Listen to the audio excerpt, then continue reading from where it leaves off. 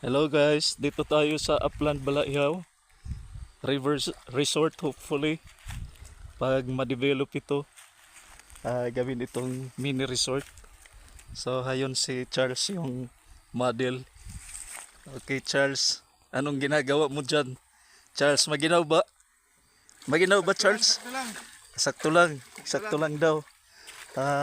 Templado guys, yung timpla ng tubig.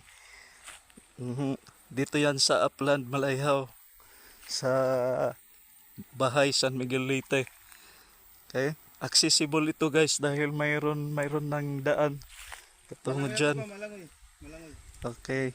At 5 minutes na lang yung hike mula doon sa daan patungo dito. So pwede kayong magpaginaw dito. Libre lang.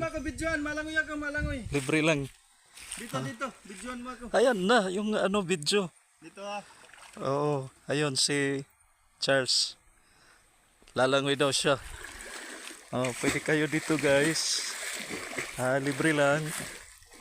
Pag nainitan kayo sa town proper, pwede kayo dito langoy-langoy. Pero kung may cottage na, pwede kayong mag-rent ng cottage sa halagang 300 pesos. Pero sa ngayon wala pang cottage. Hindi lang kayong magtulda dito. Pero yung mga basura nyo dapat nakaano.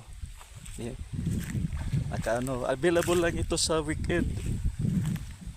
Sa work days hindi dito available kasi walang tao dito na magmamanman sa inyo.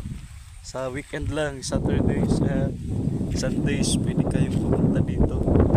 Kasi pag maulan, bumabaha ito na sapa. Delikado din pag maulan kasi bumabaha ng lubusan. Sige, salamat.